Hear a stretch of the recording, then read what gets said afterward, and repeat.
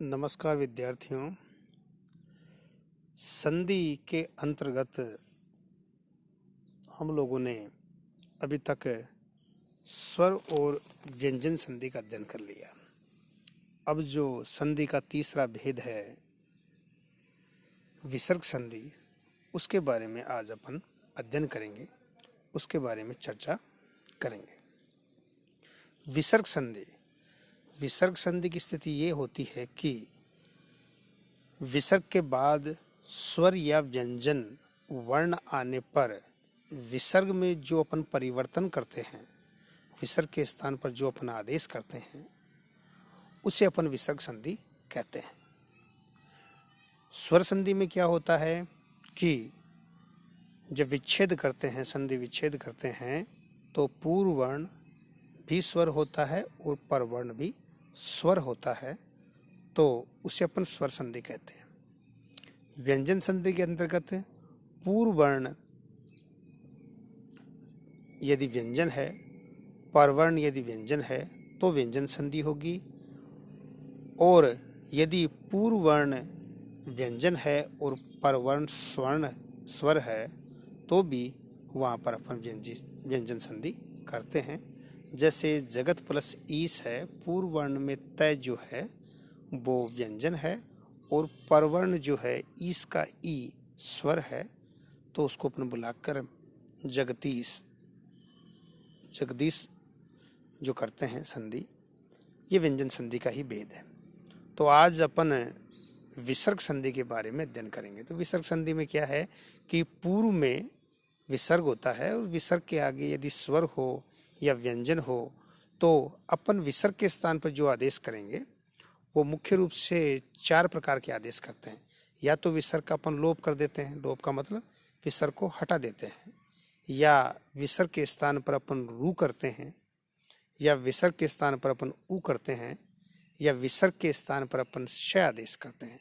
और विसर्ग के स्थान पर जो अपन श आदेश करते हैं वो तीनों प्रकार के जो श हैं, तालव्य सकार, मूर्धन्य सकार और दंत्य सकार, वो आदेश करते हैं, वो विसर्ग संधि के अंतर्गत ही होता है। तो विसर्ग संधि के जो प्रकार हैं, भेद हैं, सत्व संधि, उत्व संधि, रुत्व संधि और विसर्ग लोप संधि। इसके अंतर्गत अपन सत्व संधि के बारे में, प्रथम जो भेद है इसका सत्व संधि, उसके बारे में चर्चा कर रहे हैं। सत्व संधि विधायक जो सूत्र है, सत्व संधि करने वाला जो सूत्र है वो है विसर्जनीयस्य से। यह सूत्र बताता है, आदेश करता है, विधान करता है कि यदि विसर्ग से आगे खर वर्ण हो, खर प्रत्यार का वर्ण हो। यहाँ खर प्रत्यार है। खर प्रत्यार के अंतर्गत कौन कौन से वर्ण आते हैं कि प्रत्येक वर्ग का पहला, दूसरा वर्ण, और वर्ग कितने हैं? 5 वर्ग हैं। क वर्ग, छ वर्ग, ट वर्ग, त वर्ग और प वर्ग। इन वर्गों का पहला और दूसरा वर्ण और साथ में तीनों जो सकार हैं, दंत्य सकार, मूर्धन्य सकार और तालव्य सकार, वो खर प्रत्यार के अंतर्गत आते हैं। तो यदि विसर्ग के आगे खर प्रत्यार का कोई भी वर्ण हो तो विसर्ग के स्थान पर अपन दंत्य सकार आदेश करते हैं। जैसे इसका उदाहरण दिया है यहाँ पे, विष्णुस्त्राता। जब इस शब्द का अपन विच्छेद करेंगे, संधि विच्छेद करेंगे, तो बनेगा विष्णु प्लस त्राता। अब यहाँ पर देखिए, प्लस के निशान से पूर्व यानी पहले विसर्ग है और विसर्ग के आगे त्र है। त्र एक संयुक्त वर्ण है। जो वर्ण होते हैं उनको अपन मुख्य रूप से 3 प्रकार का मानते हैं। एक होते हैं स्वर वर्ण, एक होते हैं व्यंजन वर्ण और एक होते हैं संयुक्त वर्ण। अब स्वर वर्ण कैसे कहते किसे हैं, इसकी अगर हम परिभाषा बताएं तो स्वर किसे कहते हैं? स्वर कहते हैं कि वे वर्ण जिनके उच्चारण में किसी अन्य वर्ण की आवश्यकता हमें नहीं पड़ती हो, यानी कि जिन्हें उच्चारित करने के लिए व्यंजन वर्ण की आवश्यकता नहीं पड़ती हो, वो स्वर होते हैं। और व्यंजन उन्हें कहते हैं जिनको उच्चारित करने के लिए या उच्चारण करने के लिए स्वरों की आवश्यकता पड़ती है। जैसे क है, क, ख हो या च, ट, त, प, कुछ भी वर्ण हो, व्यंजन वर्ण हो, उसको बोलने के लिए, उच्चारण करने के लिए, उच्चारित करने के लिए अपन को स्वर की आवश्यकता होती है। क बोलेंगे तो अंत में ए स्वर का उच्चारण अपन को दिखाई पड़ता है, सुनाई पड़ता है। लेकिन अगर ए अपन बोलेंगे तो ए बोलेंगे स्वर है, तो इसके अंतर्गत किसी भी व्यंजन वर्ण का उच्चारण नहीं होता अंत में। तो स्वर और व्यंजन में मुख्य जो भेद है वो यही है कि वे वर्ण जिनको उच्चारित करने के लिए अन्य वर्णों की आवश्यकता नहीं पड़ती वो स्वर होते हैं, और जिनका उच्चारण करने के लिए स्वरों की आवश्यकता पड़ती है वो व्यंजन वर्ण होते हैं।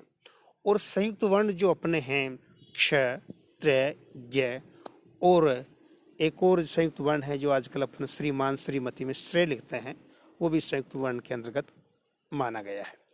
तो जैसे क्ष है, क्षत्रिय वाला क्ष है, वो क और क्ष मूर्धन्य सकार जो है उनके योग से क्ष बना है। त्रय जो वर्ण है, तय और रै, इन दो वर्णों के योग से त्रय बना है। ज्ञ है जो ज्ञान है, ज्ञान उनका बना है ज्ञ और य से बना है। और श्रीमान श्रीमती में जो अपन श्रेय लिखते हैं वो तालव्य सकार और रे, इन दो वर्णों के मेल से संयोग से बना है। तो यहाँ पर त्राता है, त्र है, जो त्र किसके योग से बना है, तय और रे, इन दो वर्णों के योग से यहाँ बना है। तो पहले तय आएगा, तो तय जो वर्ण है खर प्रत्याहार के अंतर्गत आता है, क्योंकि खर प्रत्याहार में अपन ने बताया कि प्रत्येक वर्ग का पहला दूसरा वर्ण होगा और साथ में जो तीनों सकार हैं वो इसमें शामिल होंगे। तो तय यहाँ पर है, तो यहाँ पर विसर्जनीय से सूत्र काम करेगा, और वो सूत्र यही कहता है कि विसर्ग के आगे यदि खर प्रत्याहार का खर वर्ण कोई भी हो तो उसके स्थान पर, विसर्ग के स्थान पर अपन क्या करेंगे, दंत्य सकार आदेश कर देंगे। तो विसर्ग के स्थान पर अपन ने स आदेश कर दिया, तो बना विष्णुस्त्राता। अब से यहाँ पर हलंत है, तो इसको हलंत के रूप में लिखेंगे, तो आधा से यहाँ पर अपन लिखेंगे। इसी के अंतर्गत एक दूसरा सूत्र भी आता है इसी नियम में, सूत्र है वासरी। वासरी क्या कहता है कि सर प्रत्याहार, सर प्रत्याहार के अंतर्गत तीन ही वर्ण आते हैं, क्ष, श और स। तो तालव्य सकार, मूर्धन्य सकार और दंत्य सकार वर्ण यदि आगे हो, यानी विसर्ग से आगे यदि सर प्रत्याहार का वर्ण हो, यानी इन तीनों स में कोई सा भी स हो, तो उसके आगे स्थान पर विकल्प से अपन आदेश करते हैं, सकार करते हैं। जैसे हरि प्लस सेते, हरि सेते और हरिस सेते, विकल्प से कहने का तात्पर्य दो रूप बनेंगे, यानी जहाँ सूत्र काम करेगा, नियम करेगा, विधान करेगा, वहाँ पर तो विसर्ग के स्थान पर स हो जाएगा, और जहाँ वासरी सूत्र काम नहीं करेगा तो विसर्ग के स्थान पर विसर्ग ही रहेगा। तो हरि सेते जहाँ पर सूत्र ने काम नहीं किया वहाँ विसर्ग के स्थान पर विसर्ग रहेगा, और जहाँ पर सूत्र ने काम किया वहाँ बनेगा हरिस सेते। तो इसी प्रकार से अपन माने कि यदि विसर्ग के आगे तय और थ हो तब अपन विसर्ग के स्थान पर दंत्य सकार आदेश करते हैं, क्योंकि यहाँ विसर्ग के स्थान पर अपन ने सकार आदेश कर दिया, लेकिन आगे और भी सूत्र काम करेंगे जो अपन ने व्यंजन संधि के अंतर्गत पढ़ा था। जैसे एक सूत्र था इतो इष्टुनाष्टु सूत्र था, और उसके बाद में दूसरा जो सूत्र था उसके आगे अपन ने पढ़ा था इष्टुनाष्टु। वो सूत्र क्या कहते हैं, यदि दंत्य सकार हो आगे पूर्व में या पर में, आगे या पहले, दोनों अवस्था में कहीं पर भी हो, तो उसके स्थान पर अपन क्या करते हैं, इष्टोष्णाष्टु सूत्र से जो दंत्य सकार है उसके स्थान पर अपन तालव्य सकार आदेश करते हैं। तो विसर्जनीय से सूत्र के द्वारा वहां पर से तो हो जाएगा, दंत्य सकार हो जाएगा, लेकिन वहां उसके बाद में दूसरा सूत्र और काम करेगा, तो उस दंत्य सकार को वो क्या कर देगा, तालव्य सकार आदेश कर देगा।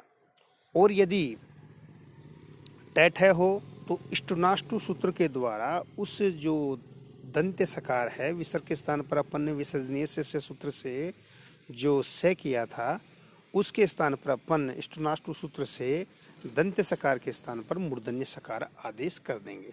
तो मोटे रूप से अपन देखें तो यदि विसर्ग के आगे तय या थ हो तो वहां पर हमेशा दंत्य सकार ही आदेश होता है विसर्ग के स्थान पर। और यदि च छ का वर्ण हो, च या छ हो, तो विसर्ग के स्थान पर अपन तालव्य सकार आदेश करते हैं। और यदि ट और ठ हो तो वहां पर भी अपन क्या करते हैं, मूर्धन्य सकार आदेश करते हैं। अब इसके उदाहरण अपन और भी देखें तो देखिए, इतः प्लस ततः। अब यहाँ पर विसर्ग के आगे तय है जो खर प्रत्याहार के अंतर्गत आता है, तो विसर्जनीय से सूत्र है, उसकी सहायता से विसर्ग के स्थान पर अपन ने यहाँ पर दंत्य सकार आदेश कर दिया, तो शब्द बना, रूप बना इतस ततः है। इसी प्रकार से चंद्र प्लस तमः, तो यहाँ पर भी विसर्ग के आगे तय वर्ण है तम का, तो विसर्जनीय से सूत्र के द्वारा चंद्रस्तम बन जाएगा। अब आगे उदाहरण है आ प्लस चैर्य, रूप बनता है आश्चर्य। यहाँ पर विसर्ग के आगे च वर्ण है, तो प्रथम जो यहाँ सूत्र कार्य करेगा वो होगा विसर्जनीय से, उसके द्वारा यहाँ पर दंत्य सकार होगा। दंत्य सकार होने के पश्चात यहाँ सूत्र काम करेगा स्तोष्णाशु जो सूत्र है, उसकी सहायता से जो यहाँ पर अपन ने दंत्य सकार किया, सड़क वाला दंत्य सकार जो से किया, उसके स्थान पर शिव का जो तालव्य सकार है वो से आदेश हो जाएगा। यानी यहाँ पर दो सूत्र काम किए। यदि च और छ होगा तो विसर्ग के आगे हमेशा जो तालव्य सकार है वही होगा, क्योंकि वहां पर दूसरा सूत्र भी काम करेगा। कौन सा वाला, स्तोष्णाशु सूत्र भी काम करेगा। और यदि विसर्ग के आगे ट और ठ है तो वहां पर स्टुनाष्टु सूत्र काम करेगा, तो वहां मूर्धन्य सकार हो जाएगा। तो देखिए, जैसे धनुष प्लस टंकार, धनु प्लस टंकार, यहाँ पर धनु में जो विसर्ग है उसके आगे ट है, तो विसर्ग के स्थान पर सर्वप्रथम अपन क्या करेंगे, विसर्जनीय से सूत्र के द्वारा यहाँ पर विसर्ग के स्थान पर दंत्य सकार आदेश कर देंगे। लेकिन दूसरा सूत्र काम करेगा, उसका नियम यहाँ लगेगा, किसका, इष्टुनाष्टु सूत्र का काम होगा। यहाँ पर वो क्या कहता है कि जो आपका दंत्य सकार है उसके आगे यदि ट वर्ग का कोई भी वर्ण हो और यदि वहाँ पर मूर्धन्य सकार हो तो दंत्य सकार के स्थान पर हमेशा सकार होगा। कौन सा, मूर्धन्य वाला। और तय वर्ग के स्थान पर हमेशा ट वर्ग आदेश होता है। तो यहाँ ट तो पहले से है, तो विसर्ग के स्थान पर अपन ने विसर्जनीय से सूत्र से दंत्य सकार कर दिया और फिर स्टुनाष्टु सूत्र के द्वारा यहाँ पर मूर्धन्य सकार अपन ने आदेश किया। इस प्रकार से विसर्जनीय से जो सूत्र है, विसर्ग का षत्व करने वाला विधायक सूत्र है, उसमें तीन बातें मुख्य हैं। यदि श हो और उसके आगे तय और थ वर्ण हो तब वहां पर हमेशा श दंत्य सकार होगा। और यदि उसके आगे, विसर्ग के आगे यदि च छ हो तब वहां पर तालव्य सकार होगा, क्योंकि वहां पर दूसरा सूत्र भी काम करेगा, स्तोष्ण सूत्र भी काम करेगा।